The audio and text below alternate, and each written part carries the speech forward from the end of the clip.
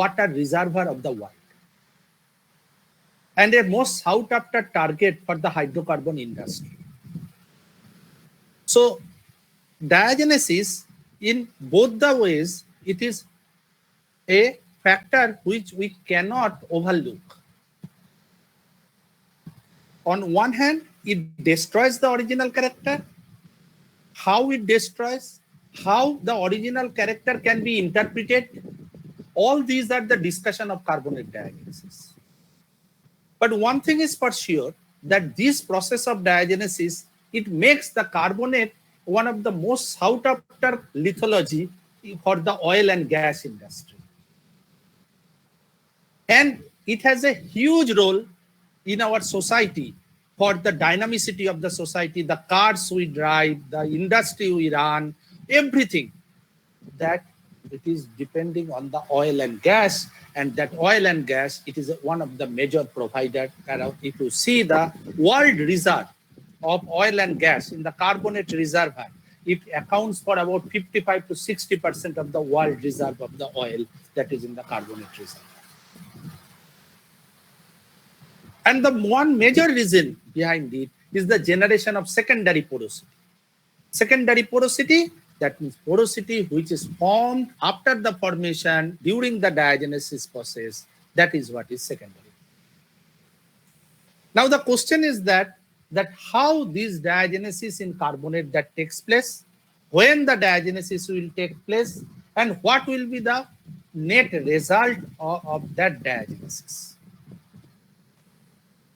So if I define the carbonate diagenesis, then the definition of carbonate diagenesis will be that following the deposition of carbonate, the changes that a carbonate sediment goes through, all these changes are referred to as carbonate diagenesis. Following the precipitation or deposition, all the changes that a carbonate sediment goes through, that falls under the carbonate diagenesis. Now, these changes that takes place in different kind of condition, not that in a single type of condition all these changes that take place, in different kind of situation. And depending on where these changes are taking place, what are the forces that is causing these changes, and how carbonate is responding to those forces, all these are the discussion of carbonate diagenesis. And accordingly, the carbonate diagenesis is classified under three major headings. Number one is sea floor diagenesis.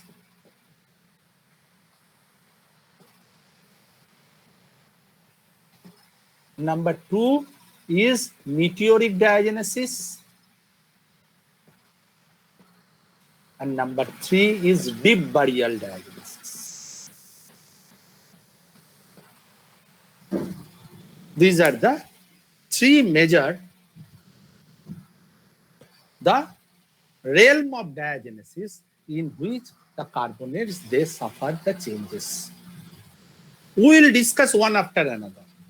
First, we start with the seafloor diagenesis. Okay? Fine.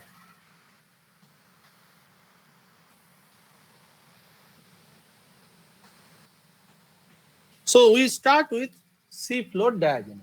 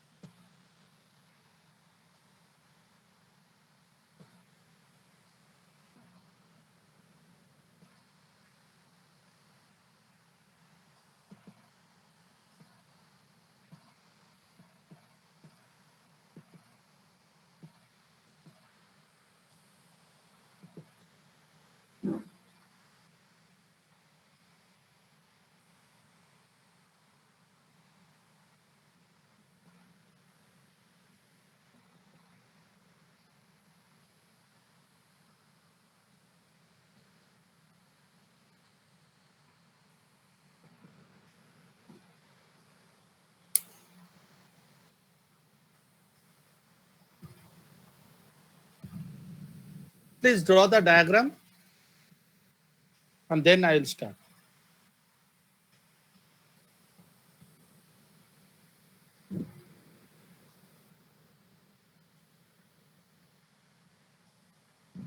Please let me know when it is complete.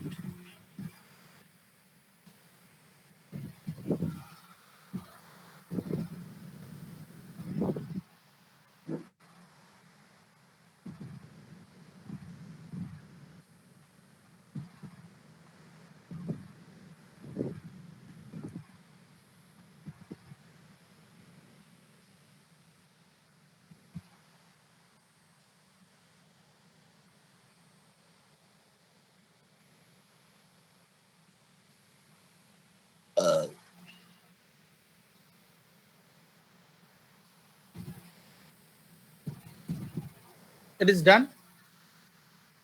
Hello? Okay. Yes. Now, what this diagram is showing you, it is showing you the different kind of diagenesis what we are referring to. You have, this is the freshwater zone where you will be getting the meteoric diagenesis. As you go to the deeper part, what are these lines? These lines I will come in detail. This is water table. Water table. This is mixing zone. We'll discuss this in detail. Mixing zone. And then you have the deep burial diagenesis. You have the seafloor diagenesis, which is right onto the seafloor. That is the carbonates. That is, suppose there is a bivalve, there is a gastropod, there is echinoid, all these, they are dying and they are settling on the seafloor.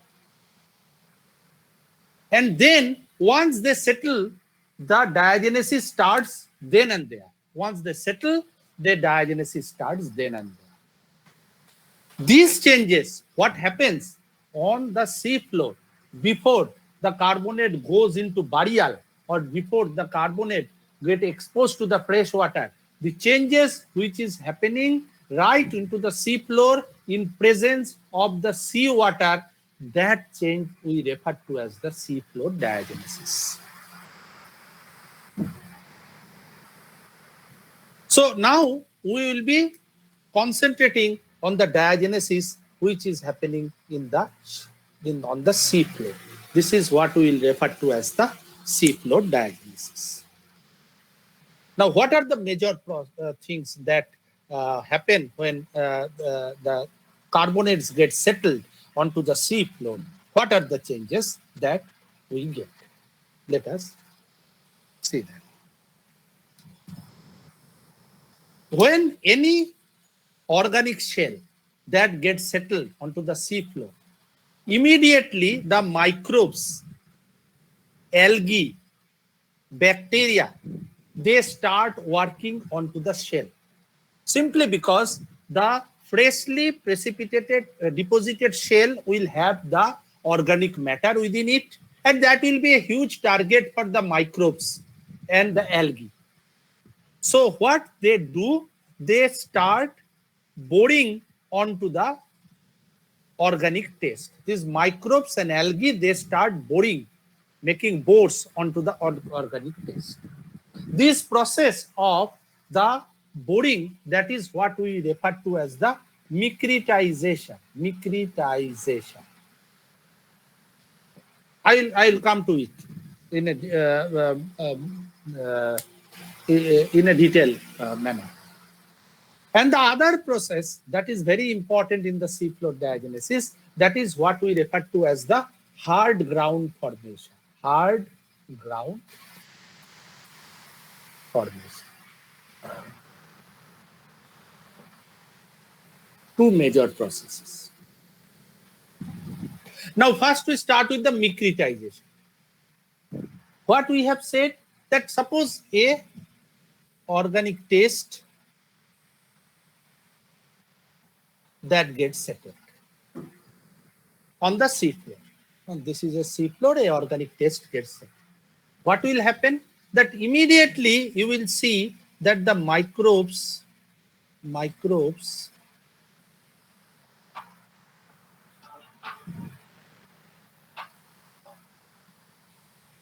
they start boring into it.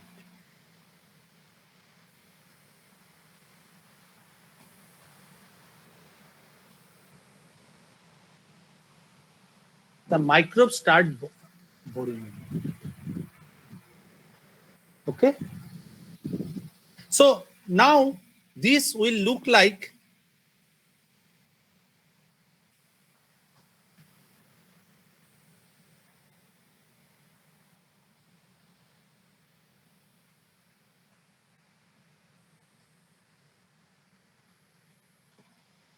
this. Now within these small pores, what will happen? From the seawater, the precipitation of carbonate will take place. Precipitation of carbonate will take place. And if this boring that continues, then this class will be bored on all sides, and there will be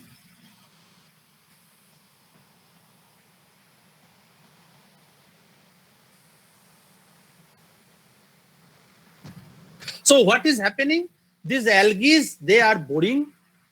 Then the algae, if they are after some boring into it, they die, and the vacant pores, they are getting filled from the cement that is precipitated from the seawater column. But this cement will be a fine grained cement which will be surrounding this.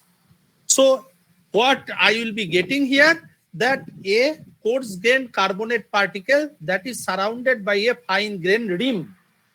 This fine grained rim, and if this boring is very extensive, then the whole grain, it may become a fine grain grain if it is very extensive.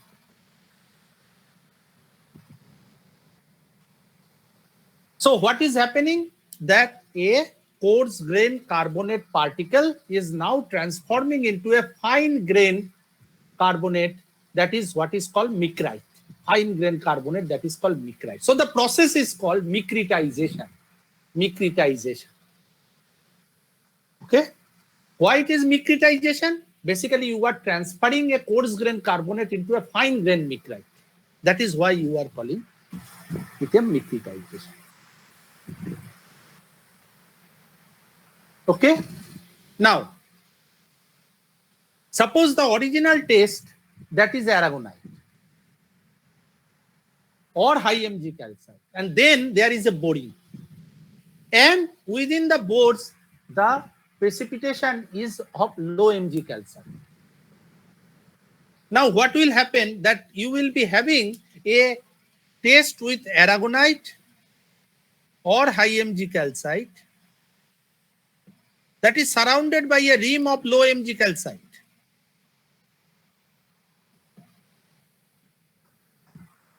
And that will affect its further diagenesis when it will go to barrier, because it is all surrounded by a high stability rim, and inside there is a low stability material.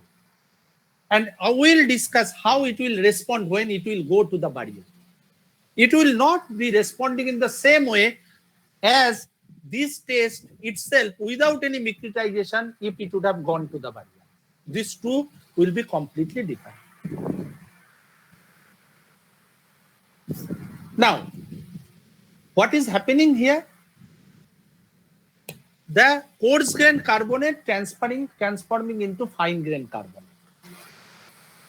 Is it a thermodynamically stable process? Is it a thermodynamically stable process?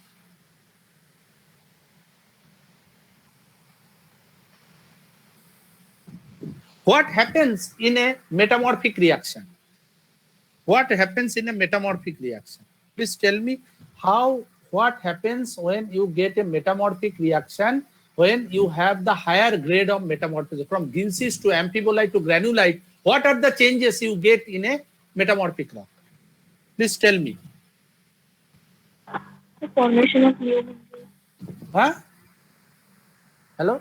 The formation of new minerals. Formation of new mineral is correct. Any other thing? The grain size increases. Grain size will Increase. increase. Okay, absolutely. So any metamorphic reaction, how it proceeds? It proceeds for two reasons. Number one, to minimize the chemical energy, to minimize the physical energy.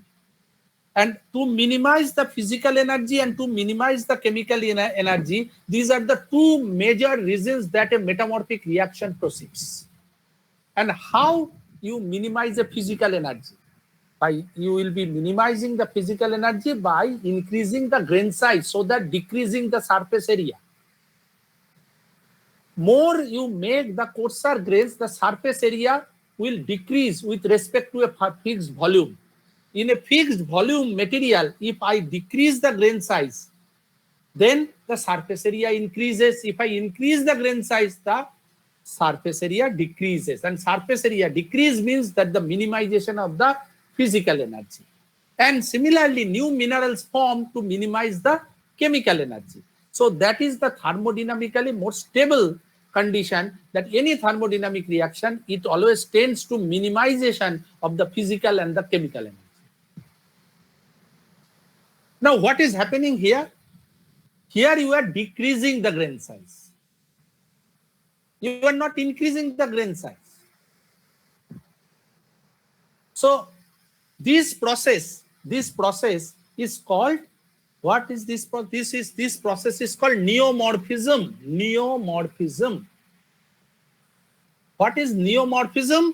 That you are giving a new morphology to the system. New morphology, neomorphism. So what are the neomorphism? That you are getting a finer grain instead of a coarser grain. You can also have the aragonite or high Mg calcite replaced by low Mg calcite. Low Mg. To aragonite replaced by high Mg calcite. High Mg. 3 high Mg replaced by aragonite.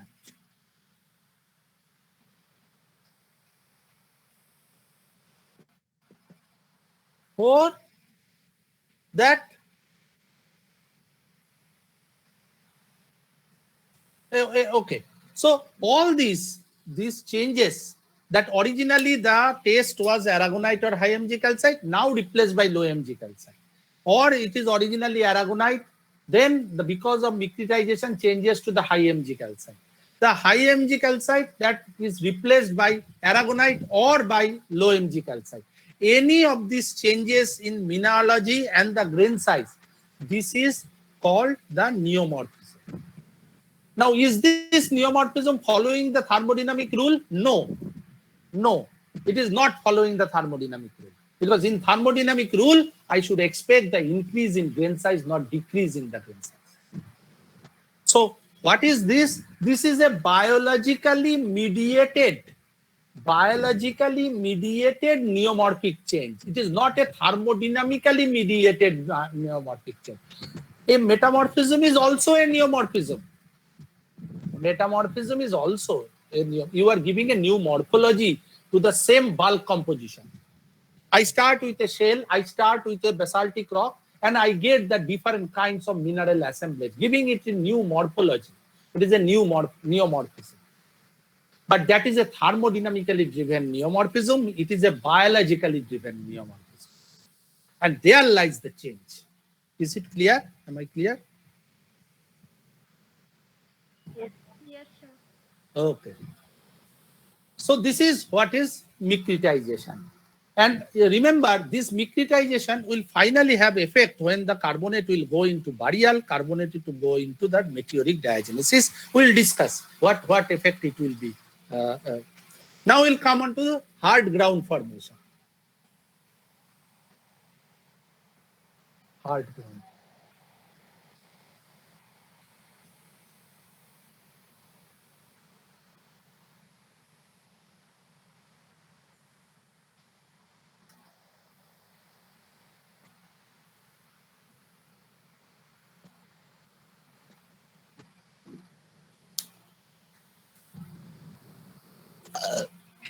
Now, the carbonate depositional systems are broadly divided into two types. That is high accumulation rate, high sedimentation or accumulation carbonate system, and low sedimentation accumulation carbonate system. Here you have 100 centimeter per 1000 year. It can be 10 centimeter per 1000 year.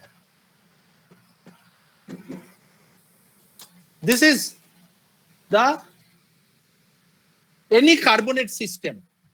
There are broadly two carbonate systems. They are of two major types. Mostly we get hard ground in low accumulation system. We get the hard grounds in low accumulation system. We normally do not get hard ground in the high carbonate sedimentation and accumulation system. I will discuss why. Why we get it in the low carbonate sedimentation system, we get the hard ground formation, and what is a hard ground. Now, suppose I have the carbonates, suppose these are the carbonate tests.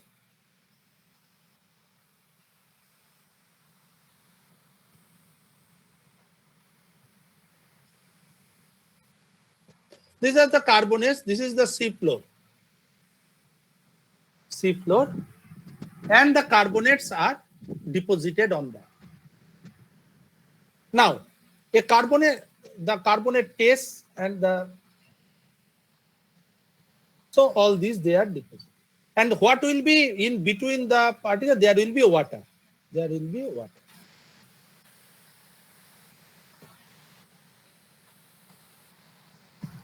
Fine. Now, if it is a low sedimentation rate, then what will happen?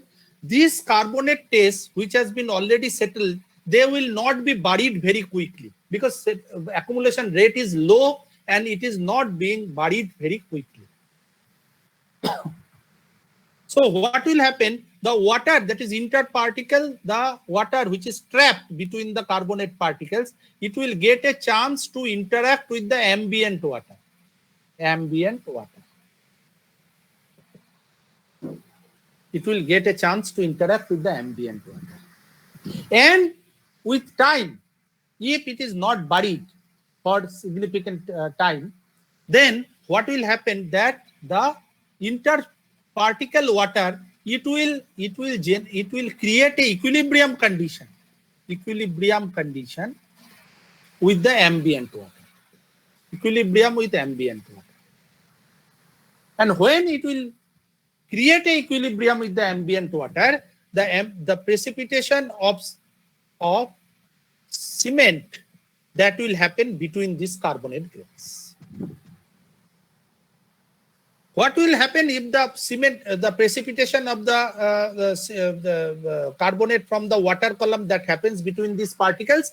Then this portion, this area, this will become cemented and hardened.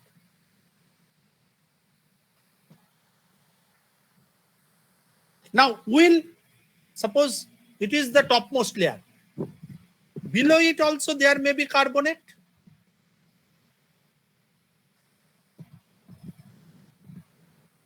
Will they get the cement? No, they will not get the cement because cement will be received by the topmost layer. It will be hardened and it will not allow to further precipitation below. So the hard ground layer is likely to be thin because becoming a hard ground, it is actually shutting the supply below. So they will not be cemented, but the top layer will become cemented. This early cementation, this is called early cementation. Because normally carbonates do not get cemented in the seafloor condition. They get cemented either during the burial or when it comes in contact with the fresh water.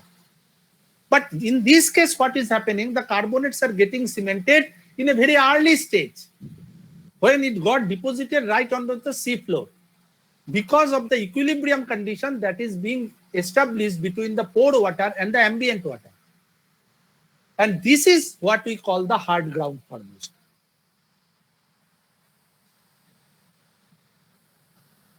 Okay.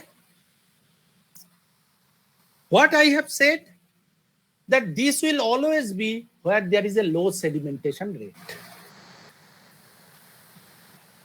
Clear? Now, when there will be a low sedimentation, suppose there is I have a basin. So I am seeing that this is a point I am noting. Sea level is here, and there is a sedimentation. Suppose the sedimentation is 25 centimeter per 1,000 year. Now sea level has raised. Sea level has raised. Now the sea level is here, and it has gone further back. So what will happen? In this point, the sedimentation will be less because it is now on higher bathymetry, and the carbonate production, suppose when it was there, it was in the shallow water and there was lot of carbonate production. When the sea level, it became in the deeper water and the carbonate production is not so much, so it will reduce to 10 centimeter per 1,000. So normally when you have a low sedimentation rate, when I expect that to happen? During the highest stand of the sea level. And that is the time you basically get what we call the term condensation. Condensation. What is condensation? When the time is condensed, what is happening here? That when the 1,000 year at this point was represented by 25 centimeter, isn't it? 25 centimeter was representing 1,000 year. And now only 10 centimeter is representing 1,000 year. So time is condensed. Huh? Hello? Yes, sir. That is what is called condensation. When you have the time is condensed. And when it happens? When you have the sea level at its highest time. And then you get the condensation. And I am telling that is the most suitable time on a carbonate setting to develop the hard ground. When you have a condensation, when you have a low sedimentation rate, sea level at a high stand, and that is why these hard grounds are being used by the carbonate sequence stratigraphers to identify the maximum flooding in the basin. So when people do the sequence stratigraphy, you must have heard the term sequence stratigraphy. Have you heard the term sequence stratigraphy? Yes, sir. Yeah. So I do not know that how much idea. There is no reason to discuss that thing. But if you at all is interested in sequence stratigraphy in future, you will be seeing that this hard ground plays a major role for the carbonate petrologists and the carbonate sedimentologists to do the sequence stratigraphy and understand the carbonate basin development pattern. Now, what are the criteria to identify the hard ground? Because I am saying hard ground, that means it become hard. And when it become hard in the early diagenesis, I repeat, early diagenesis. When I now go to any carbonate succession, everything is hard, everything is a hard rock, nothing is soft now. I am seeing a Jurassic carbonate platform. Now, when I am seeing a Jurassic carbonate platform, it is a huge carbonate succession, everything is hard. How I understand within this, some portion, it became hard very early during its sedimentation process. You understand my question? Yes, sir. Because when now I am going to a carbonate succession, everything is a hard rock. Now within that, there were some portion which became hard when carbonate started its deposition. So there must be some criteria to identify those portions. There must be some criteria to identify that horizon, which basically indicate that the early diagenetic cementation. So what are those criteria?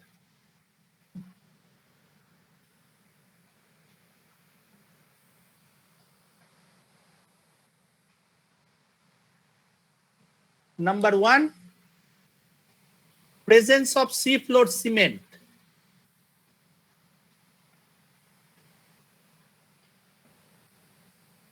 Presence of seafloor cement. In other places, I should not expect the seafloor cement. I should expect the meteoric cement, deep burial cement, but seafloor cement I should only expect where there is a cementation at the seafloor itself. Seafloor cement. Number two, presence of gluconite.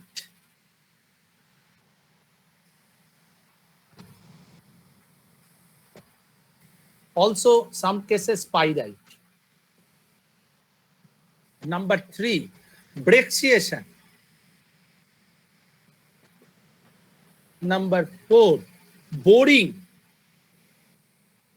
not borrowing.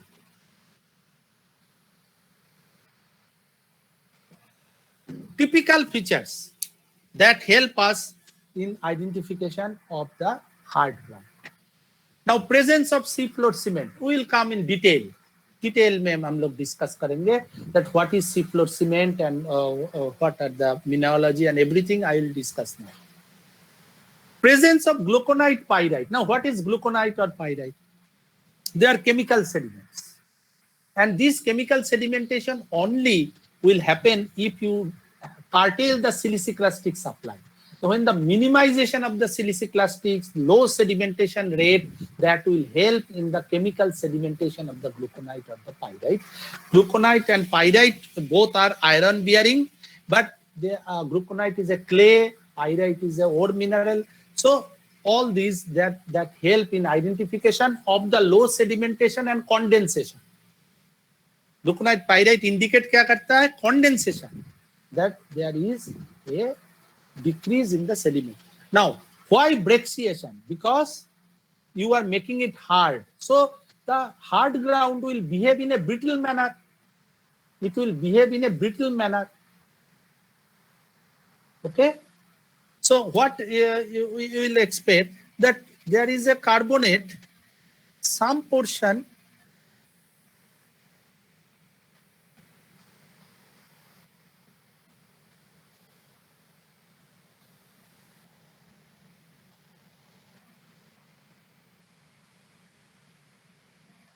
there is brecciation. There is boring. What is the difference between boring and borrowing? Boring happens in the hard substrate. Borrowing happens in the soft substrate. So boring will have no deformation in the adjacent strata, whereas borrowing will always have a deformation in the adjacent strata because the lithology is soft. In boring, lithology is hard.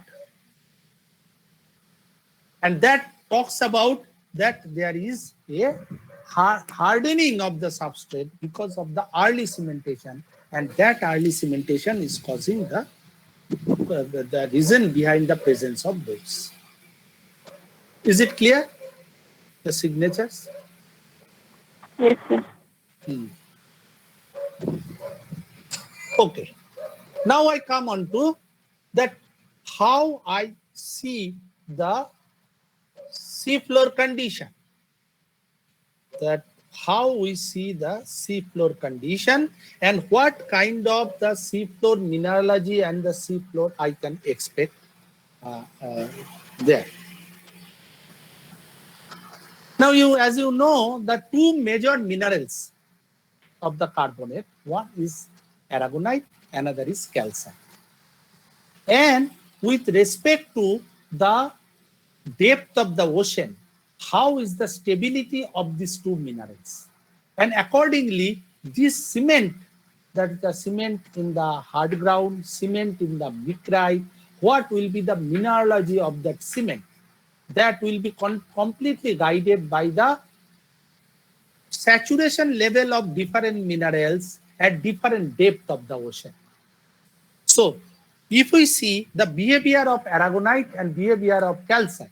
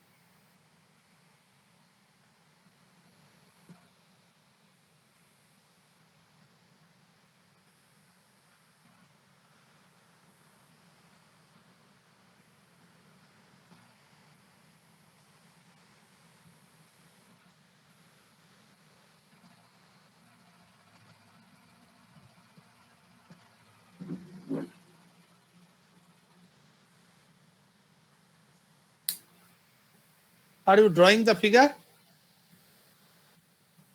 Yes, sir. Yes, sir.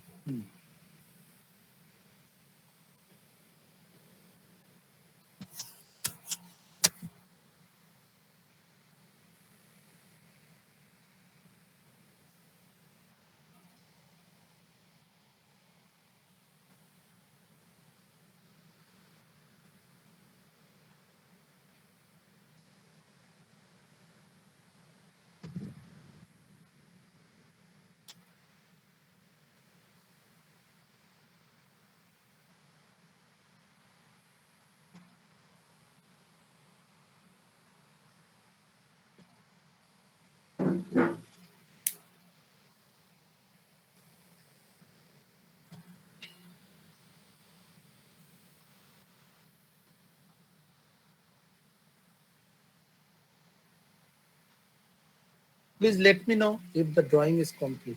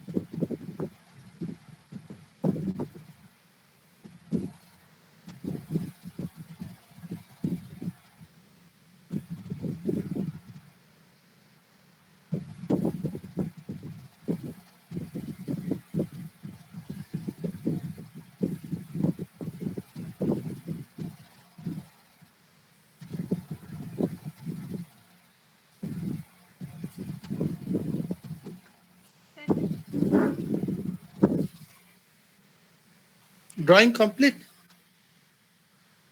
Yes, sir. Yes. Okay. So what this is, what is shown in this diagram, the horizontal axis is percentage of carbonate, and this is the vertical axis is the depth of the ocean. So average depth is 4.5 kilometer. Somewhere the depth increases when you get the trench, the depth may go up to 8 to 10 kilometer. Otherwise, the average depth is 4.5 to 5 kilometer. Now, what the two curves, one is the aragonite curve, another is the calcite curve. The aragonite curve, it is showing that it starts its dissolution very quickly, and it is about 1.1 to 1.25 kilometer. The aragonite, it starts its dissolution, and when it starts its dissolution, very active dissolution, that portion, this is what we call the aragonite lysocline. So when there is a large scale dissolution of aragonite that starts at that depth, we basically refer to as the aragonite lysocline. Now, aragonite then dissolve, and it then persists with a low concentration for some, and then it gets, there is no aragonite. If you go about 3 kilometer, below 3 kilometer depth, there is hardly any aragonite that you can get. 2.5 to 3 kilometer depth. Calcite, being a more stable phase, it can continue for a longer distance, longer depth. It is a, so it, because you know, as you go to the deeper and deeper part of the ocean, your carbon dioxide pressure increasing, and the ocean water, it is becoming more and more unsaturated with respect to carbon. So the ocean water will try to dissolve the carbon. So more the stable phase, it will tolerate the more viscosity of the ocean water. So the calcite, it will continue for a longer distance, and then the calcite dissolution starts from this level, what we call the calcite lysocline. both aragonite and calcite, it will, so aragonite, the presence of aragonite, that totally goes away about 2.5 to 3 kilometer depth, whereas the calcite, the total calcite goes away, that may be about 3.5 to 4 kilometer depth. We call this, when the calcite, there is no presence of calcite, the depth up to which I expect the presence of carbonate. So the last carbonate phase I expect deeper level, that is the calcite. And beyond that, there is no calcite when it's present, we call it calcite compensation depth. So the depth up to which I expect the calcite to be present, below which I don't expect the carbonate or calcite to be present. Because aragonite, it is absent much before that. Okay, so when aragonite is absent, then you call it, if the very less amount of aragonite, so very less amount of aragonite is present, then you call it a aragonite compensation depth. When calcite is becoming absent, you call it the calcite compensation depth. So the aragonite compensation depth and the calcite compensation depth, these two will vary in terms of the depth of the ocean. So what I will expect in the top layer, both calcite and aragonite, the organisms, they will make their test by both calcite and aragonite. As it comes to the zone of partial dissolution, that the most stable, many of the organisms who have the aragonite, they are not very stable. So organisms will try to make their test by means of calcite. That tendency will further increase when there is an active dissolution of the aragonite. So active dissolution, there the only you expect the calcitic test organisms at that depth. And below that depth, you will not get any either aragonitic test organism or calcite test organism. That is what we call the carbonate compensation depth. Am I clear?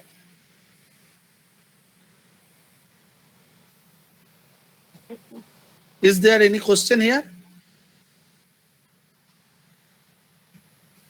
Okay. Now you tell me, can we get carbonate below CCD? Can we get carbonate below CCD? Carbonate compensation depth के नीचे carbonate मिल सकता है? No. No. Yes, I expect that answer, that is no. So normally we know that we should not get any carbonate below the CCD, but we do get carbonate below the CCD. We do get. When the carbonate is deposited in the deep ocean by sediment gravity flow, carbonate sediment gravity flow भी होता है, and the carbonate sediment gravity flow, if it deposited below the CCD and quickly buried, in that case the carbonate, and not quick, why quickly I am telling quickly buried, if you get it exposed, then they will go into dissolution into the water. So not only you want to have a carbonate mass flow, also it needs to be quickly buried. In that case, I can even expect carbonate below CCD, but in normal condition, I don't expect the carbonate to be deposited below CCD. Is it clear? Yes, sir. Okay. Okay. Now, how is the carbonate where in the world, you will see that CCD is not uniform in the Pacific and Atlantic. CCD is not uniform in Pacific, whereas in the Pacific, the CCD is 3,500 meters. The CCD is at 3,500 meters. In the Atlantic, it is at 5,500 meters. In the Pacific, this is Atlantic.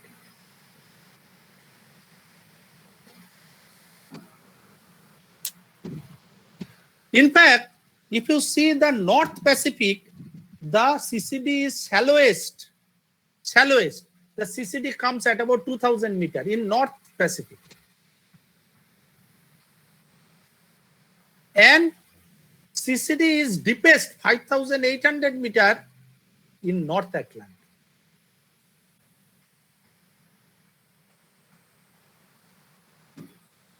Why this depth of CCD is varying from ocean to ocean? Why? The temperature of the ocean. No, temperature make what is the difference? You have the Atlantic and the Pacific. There is a major latitudinal change. There is temperature change. Now, this happens because of surface productivity of the ocean. Surface productivity of the ocean. What is CCD? It is the carbonate. If you very concentrate on the term CCD, carbonate compensation depth. What is the meaning of compensation depth? What is the meaning of compensation depth?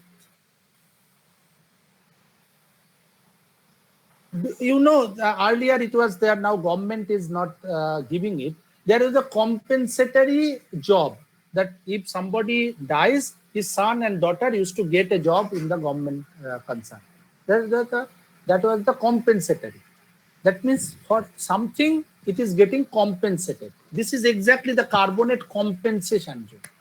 That means that carbonate compensation depth, it is that depth where the supply of carbonate and dissolution of carbonate compensates one another.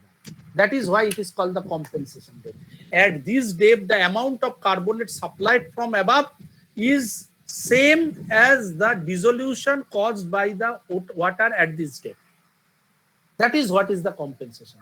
If I increase the supply, can this water be able to compensate it here? You require more saturation of the water. You have to go more depth for the compensation of the supply if the supply is high. If the supply is low, you can compensate it much shallower level.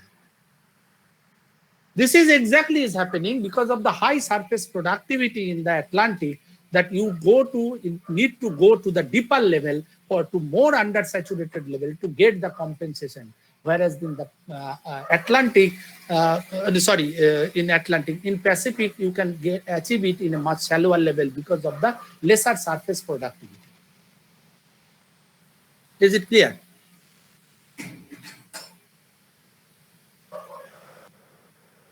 Hello. Okay, repeat one. What I am saying that what is CCD? CCD is the compensation depth. Compensation of what? That example I was giving. Suppose there is a corona and you are not able to come. So how university is compensating? By taking your online exam. Okay? Where you are allowed to do the open book exam. You can open the book and write the answer. This is a compensation that you cannot come to the department and attend the physical class. Okay? Now, the example is clear to you, how people are compensated? Yes, yes. Yes. It is the same here. This depth of carbonate compensation is the amount of carbonate that is supplied from above onto this depth and the amount of dissolution the seawater is causing at this depth. If they match one another, then below it you will not get any carbonate, because the amount of supply and amount of dissolution, they are balancing one another. So they are compensating one another. Now if I increase the supply increase kar dete hai. So what will happen? The dissolution at this level will not be sufficient with this excess supply. So you have to go more deeper level, more undersaturated, because you get more and more undersaturation as you go deeper and deeper into the ocean. So you have to go deeper level to get that compensation depth. If the supply from the top is low, then you can achieve the compensation at a much shallower depth.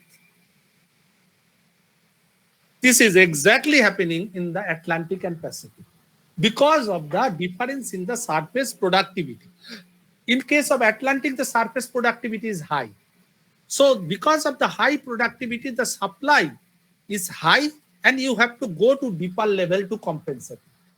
In case of Pacific, surface productivity is low comparatively, so the lesser supply can be compensated in a much shallower depth. And that is why the CCD depth they are varying between Pacific and Atlantic. Is it clear now? Yes, sir.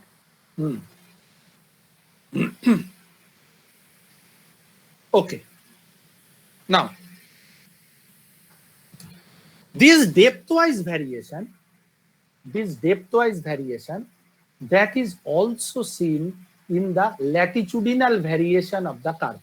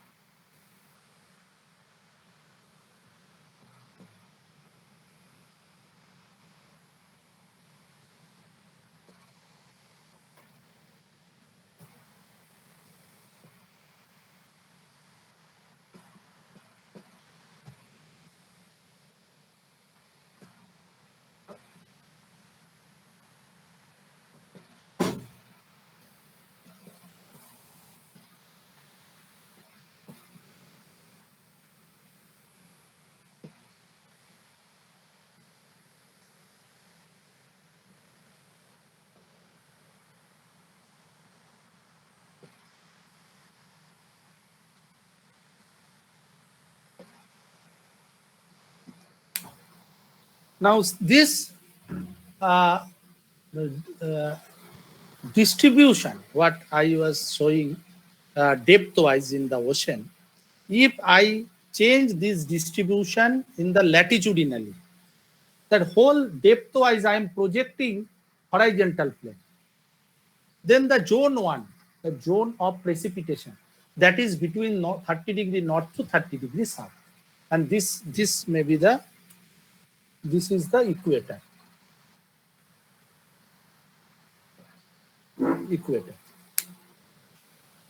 So zone 1 that we get from 30 degree north to 30 degree south. Zone 2, that is the zone of partial dissolution, that you get even up to the cold temperate or polar zone. Cold temperate and polar zone, that is 75 degree or up to 90 degree north, 90 degree south. That is the zone 2 where you get the partial dissolution. That means aragonitic tests are not very stable, but calcitic tests are stable. Now, zone 3, which is active dissolution, where even calcite tests are going into dissolution, that we normally do not get on the surface ocean of the world. It is only we find in the deeper part of the ocean.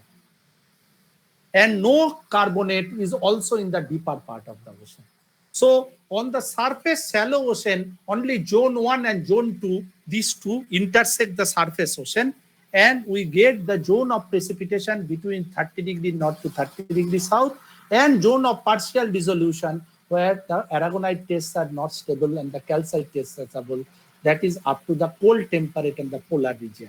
And accordingly, as I discussed yesterday, there are two different kind of association that we get. One is the chlorozoan association, another is the foramol association. In chlorozoan, I discussed the coral, the green algae, and all non-skeletal component that basically we get because it is the active zone of precipitation.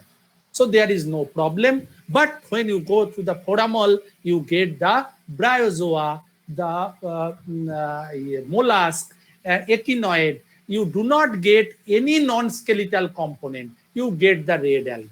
So there is a distinct difference between the chlorozoan and the foramol association and the distribution of the different. Is it clear? Yes, sir. Okay. Okay. So,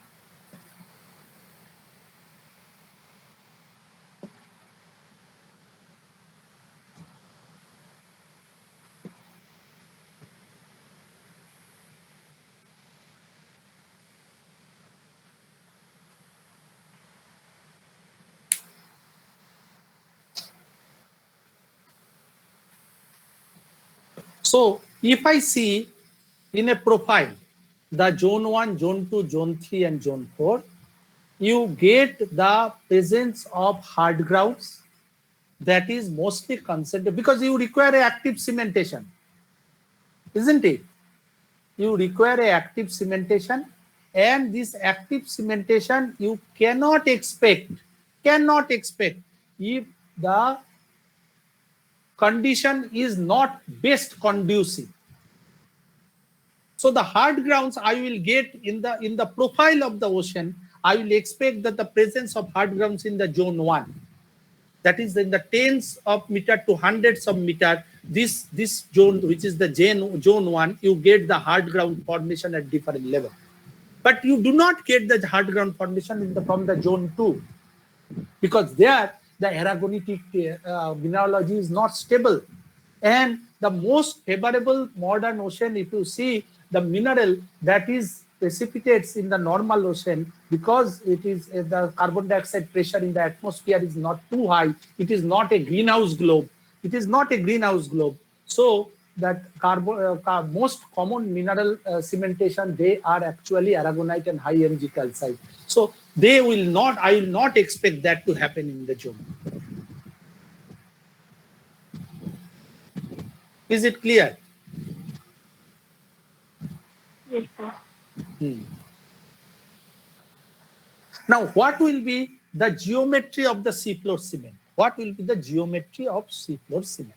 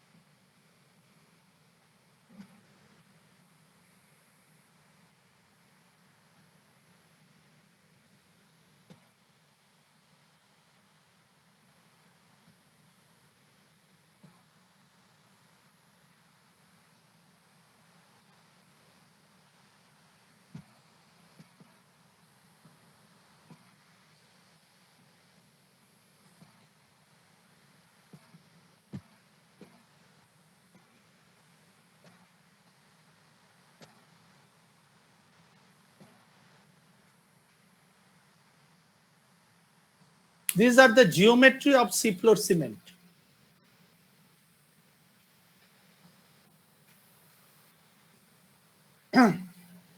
These are the geometry of seafloor cement. I can have a micritic cement, I can have a fibrous cement, I can have a mesh or rim, mesh or rim, needle shaped mesh, needle. We can also say needle shaped mesh or rim. I can have bladed fibrous or botryoidal.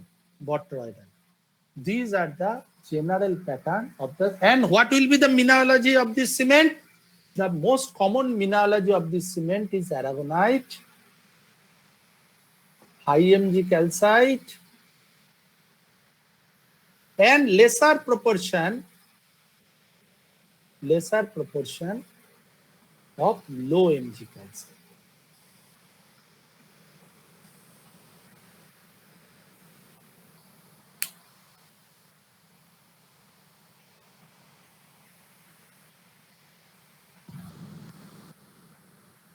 Okay?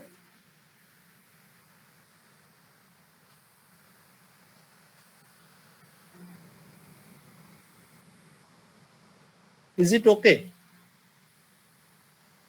Yes, sir. Have you drawn it? Yes, sir. Now, there will be times when the carbon dioxide pressure in the atmosphere is high in the history of the geological record. It is not that greenhouse is only we are burning the oil and we are creating greenhouse. Greenhouse condition has come time and again in the history of the earth.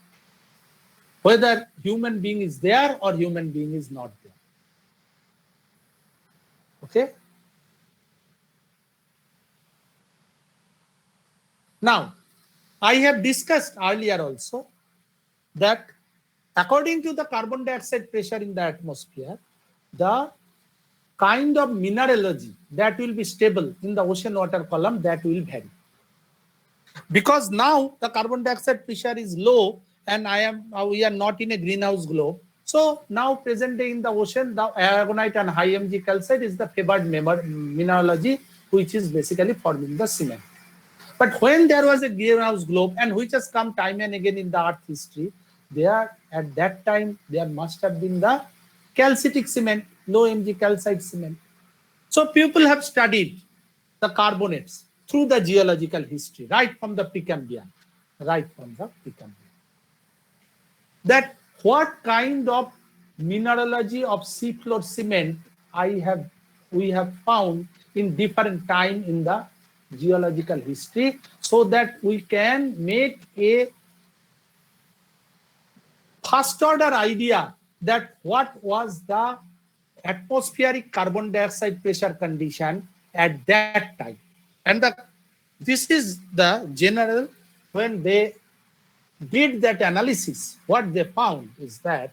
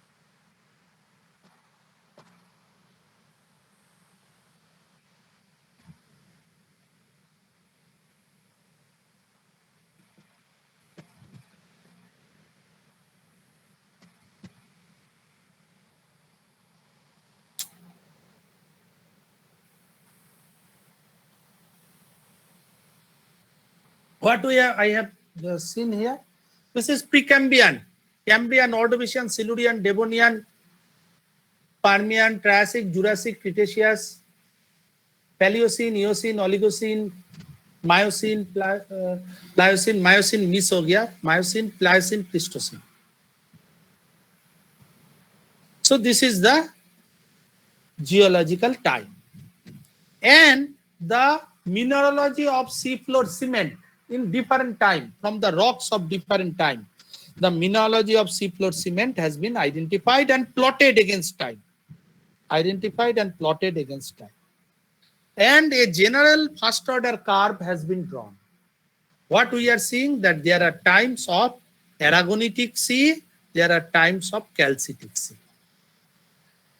Your most of the Paleozoic time, it is a Calcitic sea. The end of Paleozoic and the major portion of Mesozoic is a Aragonitic. Then you get a Calcitic sea as the Cretaceous and the Cenozoic boundary, and then it becomes the Aragonitic sea, which is still continuing.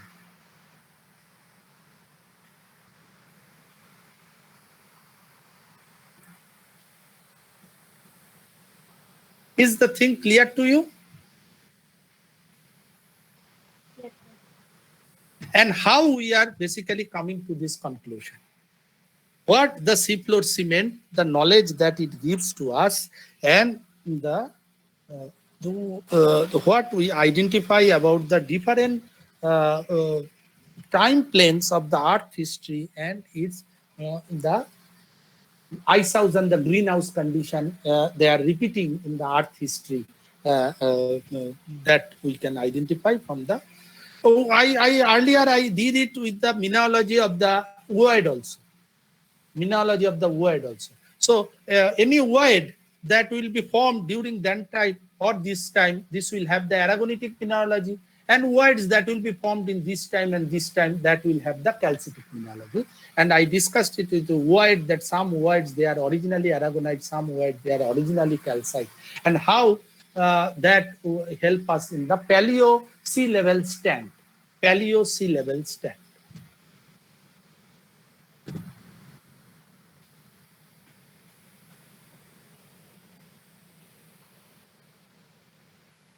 Okay. So with this, I actually end the seafloor diagenesis. Today, I will just initiate you with the meteoric diagenesis. I will not go into the detail of meteoric diagenesis. Time is not there. But I introduce you the meteoric diagenesis. I hope the seafloor diagenesis is clear to you.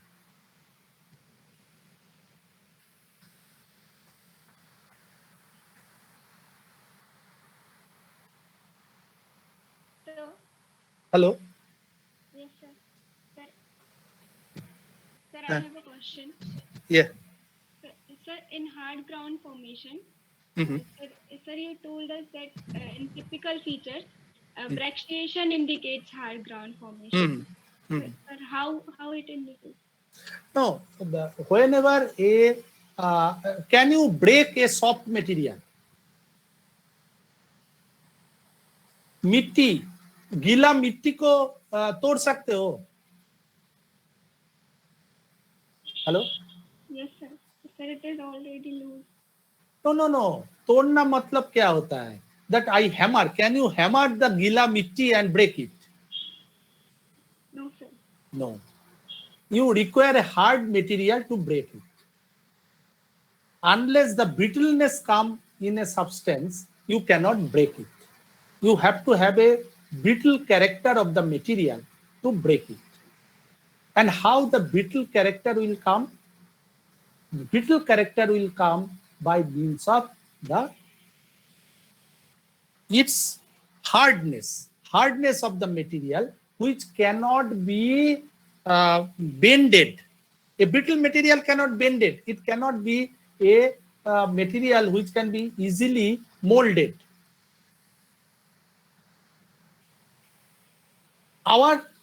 In our body, what are the things that breaks? हड्डी तोड़ता है ना, bones break. Do our flesh, our skin, it breaks? No. So breaking and brachiation needs the hardness in the object. And that hardness is provided by hard ground formation. And that is why the brachiation is an indicator that the surface became hard earlier. Surface has already become hard, and that's why the brachiation is happening. Otherwise, soft sediment cannot be brachiated. Soft sediment cannot be broken. Okay, sir. Now we just enter into the meteoric diagenesis. Now, as I discussed yesterday also, that what I get at the top of Mount Everest is the Mount Everest limestone.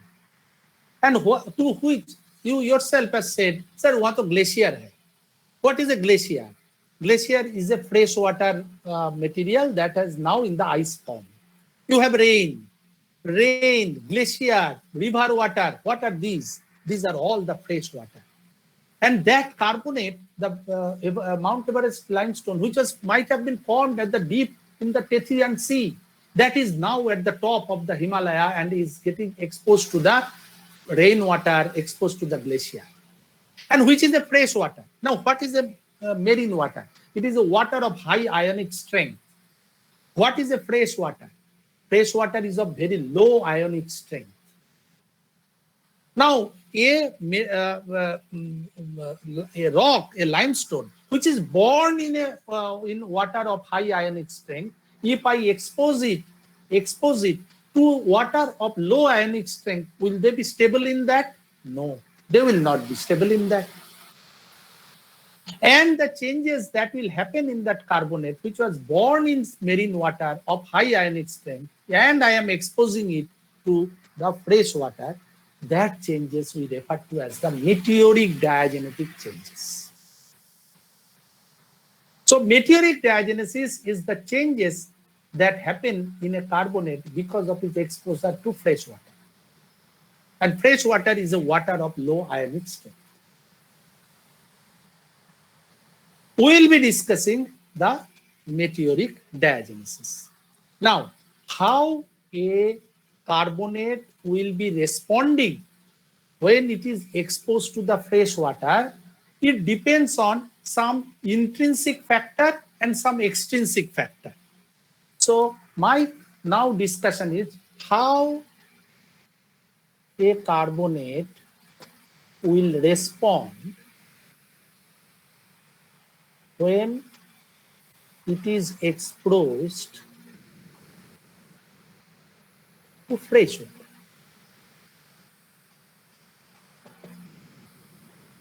This is the question.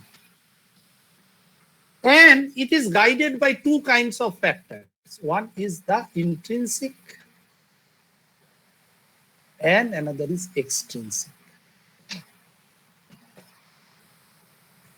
In intrinsic factor, it is carbonate mineralogy, number 2, grain size, number 3, porosity and permeability. In extrinsic factor, one is climate, number 2 is land vegetation, number 3 is time.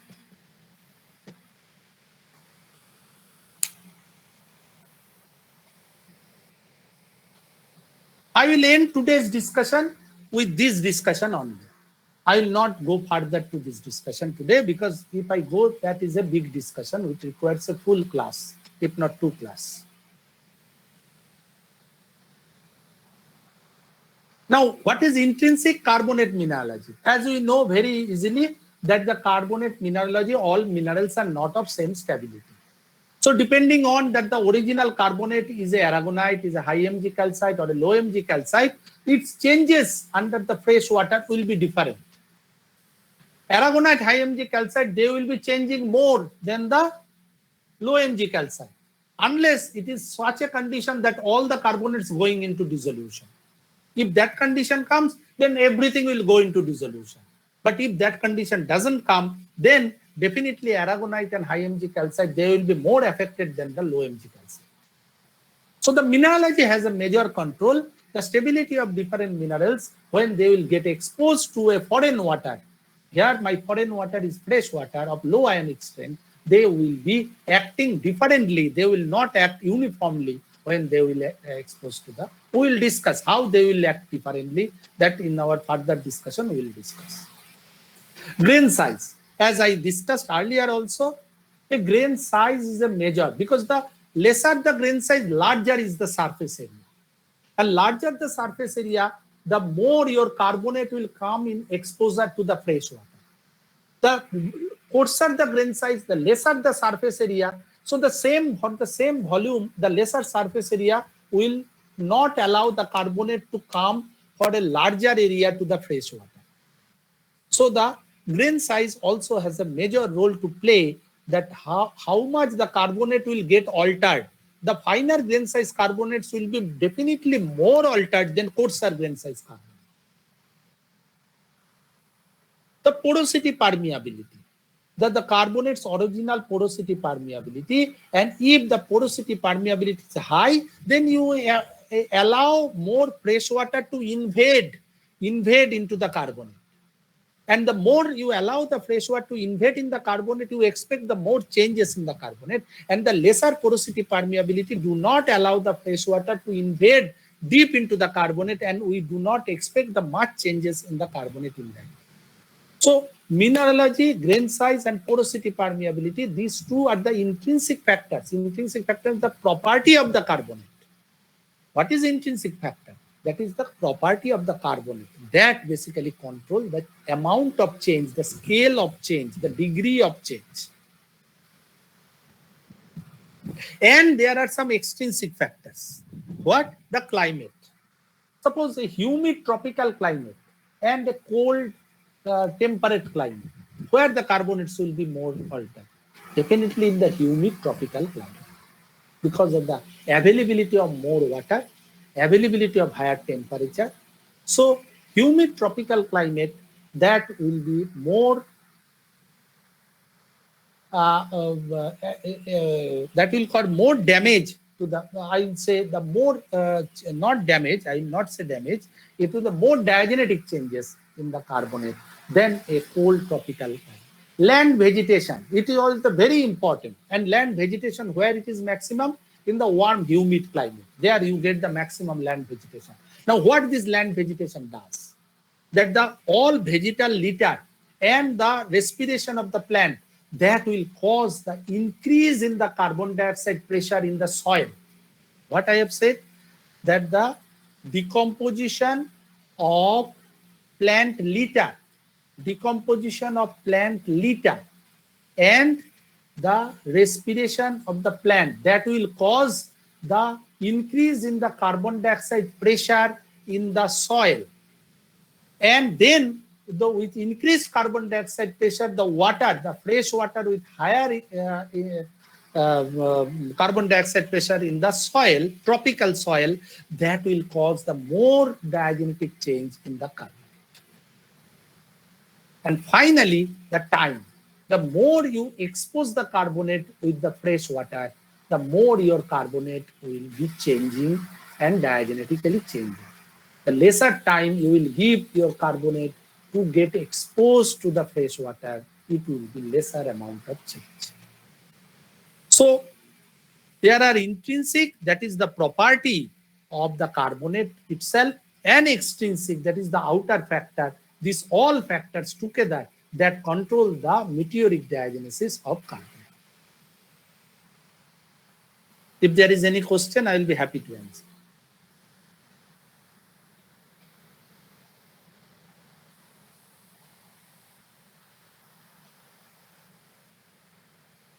Is it okay? You could understand?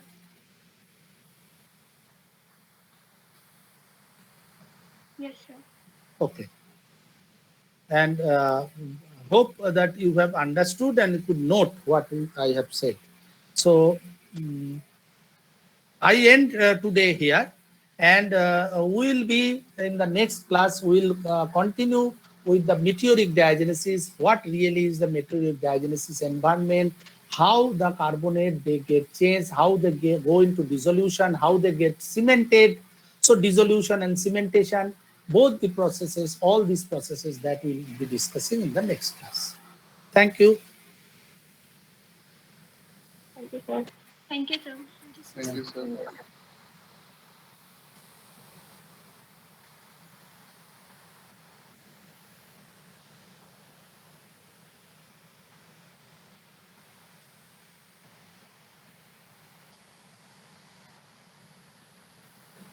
Sir Yeah. Sir मैं एक चीज जानना चाह रहा था, आपने बताया जैसे हार्ड ग्राउंड फॉर्मेशन लो एक्यूमुलेशन में होता है, हाई एक्यूमुलेशन में सर क्यों नहीं हो पाता? मतलब because when you are settling some carbonate and if it is a high sedimentation, immediately that carbonate will get buried by the new layer. So always your carbonate and the poured water that is not getting time to get equilibrated with the, because it is always getting buried and not getting chance to get equilibrated with the ambient water. So hard ground formation होना बहुत मुश्किल है.